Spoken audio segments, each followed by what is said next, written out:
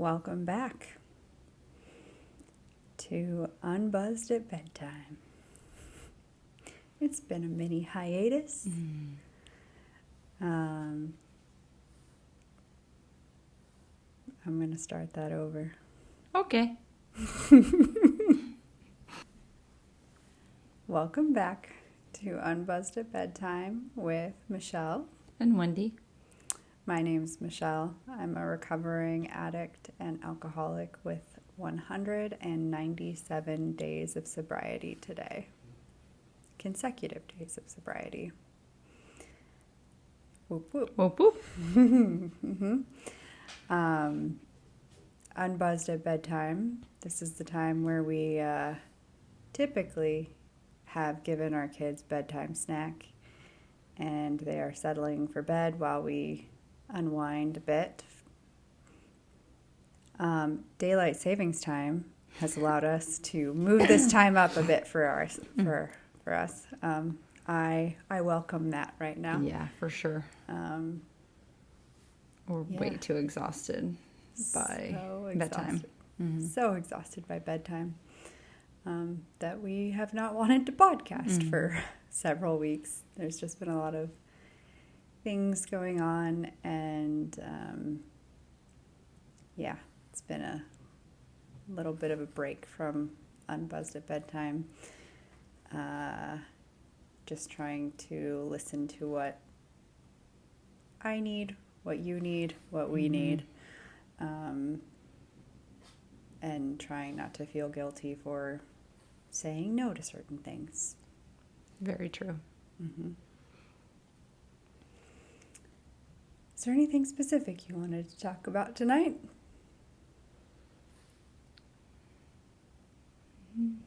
No. No. No. I feel like you're lying. Northern Lights? How you're doing? Just the weather, I don't know. So the Northern Lights, super cool. Hopefully we can maybe see some tonight. I don't know if it'll be too cloudy. Yeah. How I'm doing. Not well. Mm-mm. Is that a fair statement? Mm-hmm. Not well. And I wanted, in starting this podcast, I really wanted to be as transparent and as authentic as possible through this like sobriety journey. And I'm already getting teary because I wanted to at least reach maybe one person, at least one, that maybe connect on some level that like this shit's hard, especially when you're trying to keep the rest of your life together. And I just haven't been feeling good at all. And it's exhausting trying to keep it all together and save face and present nicely. And I feel like you get the brunt of me like falling apart just because you're my safe space. And I don't know how fair that is for you necessarily, but I just don't feel good. Yeah. And I always feel helpless because I can't make you feel better. And as your wife, as someone's partner, whatever your relationship is, there's parent-child relationships or child-parent relationships. You just wish you could, make your loved one feel better. And I've learned it's just not that simple. And there's always that stigma, like just buckle up your boots and get out there for the day and feel better. And it's just not working for you. It's really not. Which I know is really frustrating for you. And I don't know, a lot of people that listen to this know us, which is super cool. Mm-hmm. But maybe if they don't know us well, you're the one that works and has to go to work, and you bring home what provides for us. Yeah. While I wrangle the children and 9 million appointments and all of that stuff. And so I know that's just like this added pressure for you, because with only one of us working and just like expensive times, there's that pressure too. So I don't know how to help with that, because if I were to go to work right now, I wouldn't be able to do what you do, though. Yeah. I wouldn't. And I know that about myself. So I'm just in a rough spot. Yeah. I'm in a really rough spot. We're really trying to win the Mega Millions, and that we can just like take a break and let you get more of the assistance that you need. A lottery win would be real nice right about now.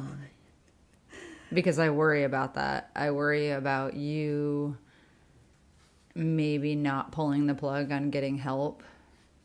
Because you're the provider. And we just you drained all of your time off and all of that stuff while you were gone to treatment, which was good that you had that built up, but now that's kind of non-existent. And so I worry about your safety and how far you'll let it go before you say, I'm not safe. Yeah. I need to go somewhere. And then, I know that makes me more anxious, obviously. So just like Mega Millions it is. And then all of our problems and are solved. You go get help and I'm fine. We just go live on a beach you somewhere. Come back, I'm not here anymore. What? But even, I think my therapist, not even this week when I came into her office and I was like, I'm not well. Which was the first time that I really kind of had that honest of a conversation, because we're still getting to know each other. It was the first emotional breakdown kind of conversation I'd had with her was this week. And even prior to this week, she saw that I was getting more anxious, more stressed out. And she was like, well, can you just take some time off of work and just, regroup? And I was like, no, I can't just take off of work and regroup. That's not how. And I don't even know that would necessarily regroup you, because on the weekends, when we're just even hanging out here, you said your baseline 10 out of 10 anxiety. And so even probably a 12 out of 10. Right. So even at rest here on weekends, you're still feeling like garbage. And we do have a planned vacation coming up, which I know just adds to it, but you won't have the work responsibilities, and I don't imagine that's going to alleviate what you're feeling inside. No, and I explained that. We talked through that, because, just sitting at home, not having, trying to pinpoint. That's probably one of the most frustrating things about anxiety for me, just mental health for me, is my increased anxiety. I can't pinpoint. I don't know why. There isn't a specific concern or specific reason why all of a sudden I'm feeling I feel like I'm suffocating all the time. I feel like I can't breathe. And I mean, in the past, I've had panic attacks. Mm-hmm. I don't know that I've recently had like a full-blown panic attack, but I feel like that could happen at any moment. Mm-hmm. And that scares me. But to feel like that when we're just hanging out, no pressure, Yeah. not going anywhere, no plans, just playing games, Mm-hmm. just relaxing, like, what is going on? Mm-hmm. I don't know how much more like self-care and take a load off, relax I can Right. get when we're just hanging out at the house all weekend. Mm-hmm. Like, Well, we talked a little bit about like using coping mechanisms and Mm-hmm. how your level of anxiety is so far beyond like the breathing techniques Right. and the tapping techniques Mm-hmm. and or even just sitting down and trying to do art is one of the things Mhm. that is kind of recentering for you, and it just nothing is helping. I mean, I sit down and then I notice I'm like tense Mhm. absolutely everywhere. And I'm like, oh, like try and relax. And then Mm-hmm. 2 minutes later, I'm like, oh, I'm like Mm-hmm. clenched everywhere again. Or like, even trying to catch your breath a little bit Mm-hmm. from just sitting. Mm-hmm. And then I'm exhausted. Mm-hmm. So I don't feel well. But I have 197 days. Yes, that's the Um, good news. It's the good news, yes. But with this like increased anxiety, I will say I have had more frequent and more intense cravings than I experienced even in like very early sobriety. Mm-hmm. Even early sobriety, I was like, no, I don't have cravings. Mm-hmm. No. And then I'd have like a weird dream and I'd be like, oh, I guess that's what they're talking about. Mm-hmm. And then I've had weird dreams and then I've had weird cravings and I've had intrusive thoughts and like Mm-hmm. it's the cravings produce anxiety, the anxiety produces cravings. It's like this loop that just doesn't feel good. Mm-hmm. And I don't know how else to describe that. So Or currently what to do about that. yeah.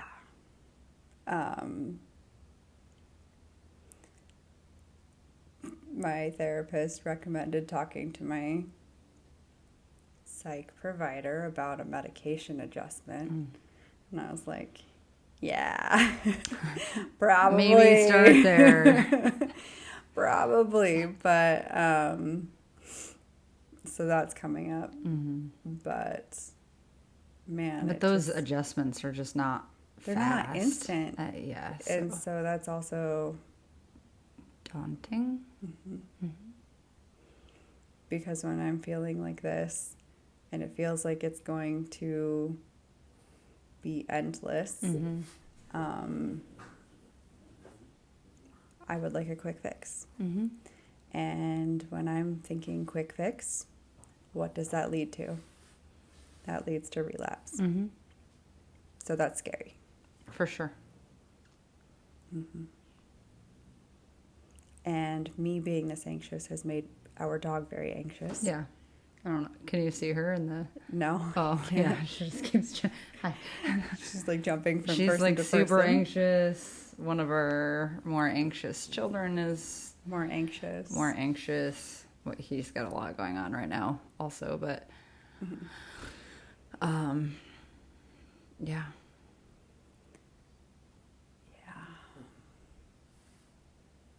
We're trying. I feel like I'm trying. Yeah, you are trying. I feel like you're giving it your all. I don't think that you could be doing anything better. It's just hard because I was thinking about this when I was walking our anxious dog. If you had been diagnosed with cancer or something extreme and you were getting treatment, you wouldn't. I mean, I guess a lot of people do kind of work through that, but I don't know. It just with the mental illness stuff, there's just less of end in sight, maybe. I don't know, because we haven't experienced cancer like you and I together, but maybe a bad example. However, there's just not a treatment that you can try. Like the med changes, but they take forever. I don't know. There's like treatment, but there's no like cure. Yeah.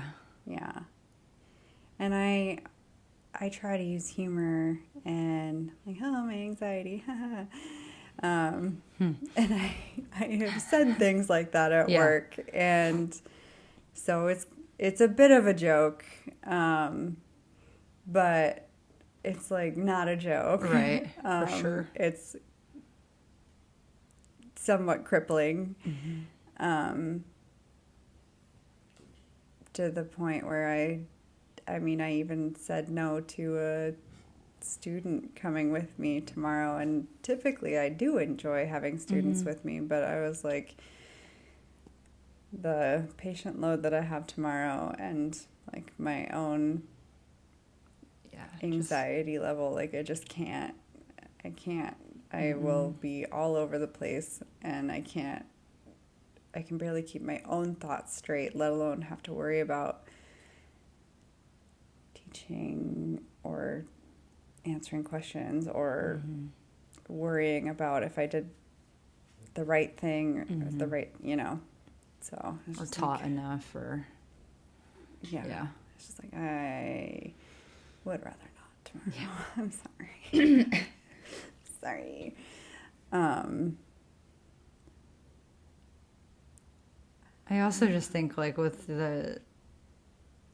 your current state, like a lot of physical illness is rest, and I kind of battle with just trying to like let you rest at times, but then being like, let's go, we're going to wherever, walking the dog, or I tried to talk you into Hershey Park this weekend, but I'm glad that didn't work out.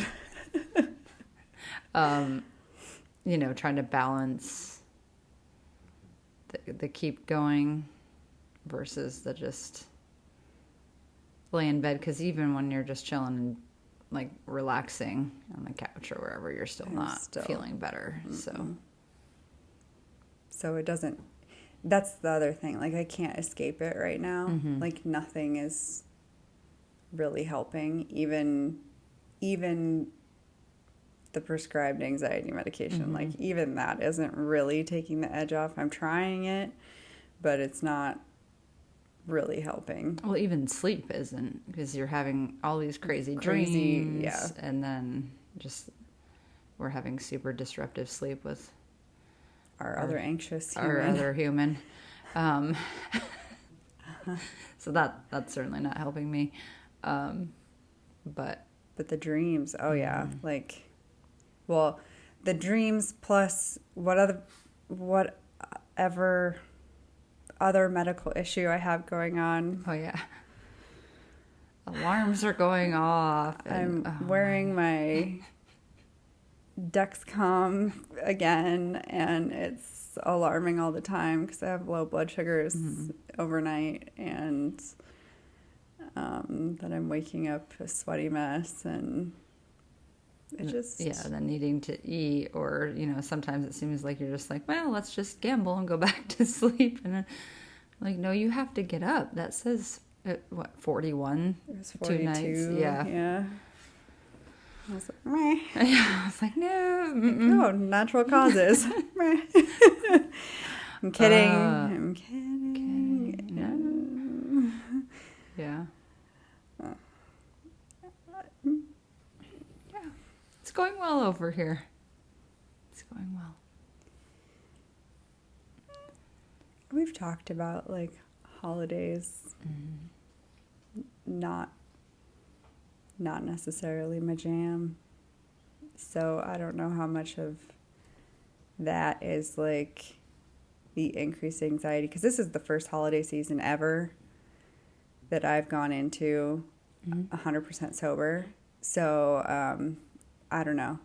Nothing Feeling to all compare it to. Yeah, feeling all the feels, and I have no idea, no comparison. But we really hope that January 2nd you just like wake up healed that morning. That'd be really nice. Holidays over and good to go. Woo! We really didn't like put any thought into our anniversary. I know. So bad. Can we have like a redo? Can we have a second anniversary? Yeah. Like, what's the midway point? Oh, yeah. Like, that'd be Pride Month, right? Oh, yeah. Yeah, that's fitting. That will go June 1st. Yeah. I can wear my... Oh, my gosh. Do not get me started. my Love Out Loud shirt. Do you like my rainbow hat right now? I do. Yeah. Yeah, your Norway hat. Yeah. Mm-hmm. Yep. It's about 24 degrees in this room right now. We're going to have to get the heaters going out here. Mm-hmm. We're going to keep doing it in this room. Tiki torches. Like Survivor theme in here. Basically. I know. How long can we make it? Oh, man. How long can I make it? That's really... Yeah. You did make an interesting comment, because I had therapy yesterday. Oh, yeah. Yeah. And you said... I tell it better. Okay, go ahead. Yeah. So normally I know you're done with therapy because a calendar notification pops up on my phone that you've put in next week's appointment. So no notification popped up at about the time that I assumed you'd be done. And then it was 12:06 and you would have been done at like 11:50. And I was like, she's not coming home. Like, she's absolutely, definitely not coming home. And I was sure of it. I was like, she got there. Her therapist asked her the like series of questions and check. And away she went to somewhere. Hopefully someone's going to call me. So thankfully we have opted in life to have our location shared at all times for safety reasons. And so I clicked that real quick and you were like 3 houses away. And I was like, oh, phew. But I was sure when that, you were 16 minutes past when you would normally put something in the calendar. And I just had that feeling, and I just was like, oh, I don't even know where to begin. But it's really interesting to me because, I mean, I know I'm not doing well. Mm-hmm. I know that. And I knew I wasn't in a good space heading to therapy yesterday because I was super emotional. And I'm pretty good at stuffing that down still when I don't want to feel it. And I was pretty honest in therapy, and she was like, are we in active crisis? And I was like, no, not actively. No. And you hadn't shared with me that you'd had that thought process before I went to therapy. Yeah. And then as we're kind of debriefing that scenario, you got a text from someone that we had not heard from in quite some time. That's a very strained relationship for me. Mm-hmm. Saying they were worried about me and asking if I was okay. Mm-hmm. And it was just like this. Just from a gut feeling. And that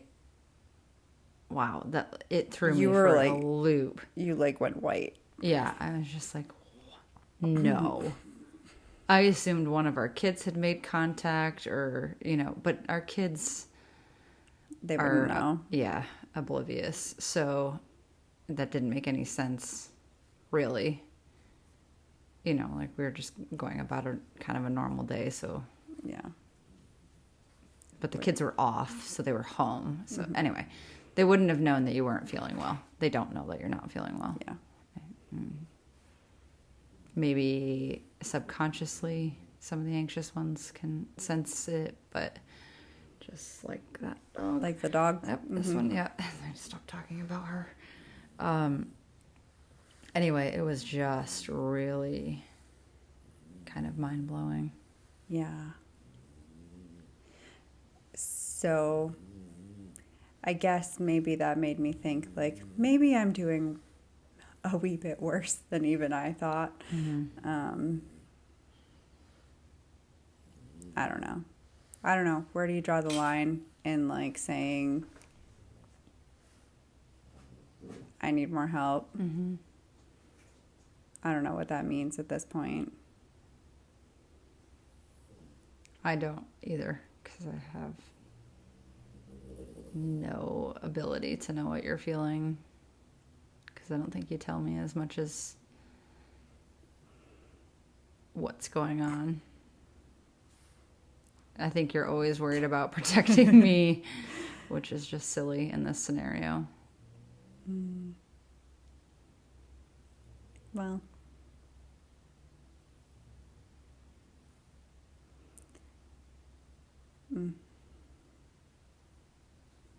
yeah. Anyway. So if anyone's listening and they happen to win that Mega Millions, If you could just shuffle a few mil our way, throw us a bone so we can get her help and survive while meeting the needs of our 7 special needs children at the same time. So if I had one ask for tonight, Mega Millions. everybody go buy a ticket. We won't tell anybody where the money came from. You won't know that we won. There will just be some signs. I can't podcast alone, though, because I don't know how to work any of these things. I'm not going anywhere. I just wish I Felt better. felt a lot better. And I really don't want to fly alone. I know. I'm worried So- about that, but there's in my mind, nothing that can be done about that. Oh, there are things that can be done about that. I just don't know. I don't think I can do it. Oh, I might just not get on the plane. I know, but then you're stuck here with one child for a whole week. That's not better. My only agreement, if I were to make an agreement about you not getting on that plane with said child, is that you're sitting in the way back with some sort of closing lid trash can so that every time he pukes, we don't have to pull over, because it'll take us 45 hours to go 16 hours, if that's the case. And you get to talk and entertain him every second, because that's the only thing that makes him not puke. And you're terrible at it when we're in the car together, and I'm stuck doing it. And I can't listen to the puking the whole time I'm trying to drive. So that's why you're going 4 rows back with the bucket and said child. So you're going to send the car sick human to the way back? He's not car sick. He does not have car sickness. He gets to Hershey Park and spins in circles on every ride for 5 hours. Pukes the whole way there because he's anxious. And when you talk to him and play car games, like looking for the stupid yellow cars. If I were on speaking terms with someone, I would ask them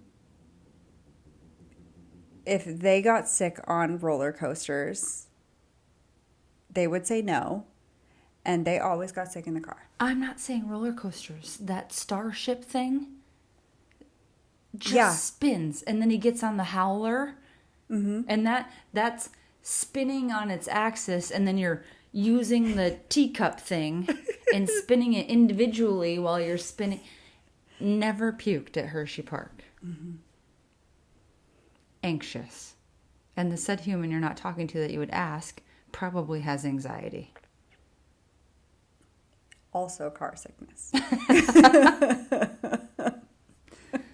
Because we give that kid Dramamine, we've tried it a million times, barf.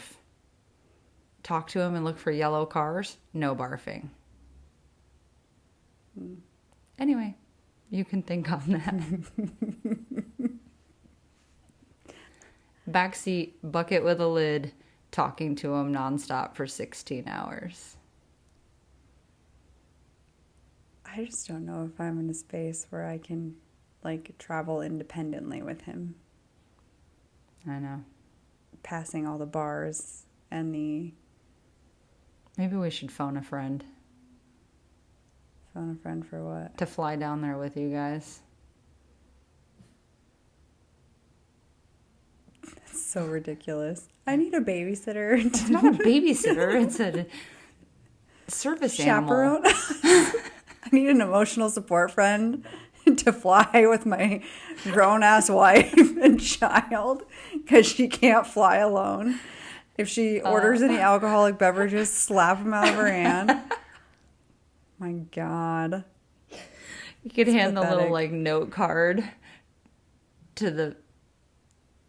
You know, like, people when they fly with their loved ones with, like, dementia or something, and they're just, like, just hand it and say, no, I'm not in a good space. Don't ask me what I want to drink.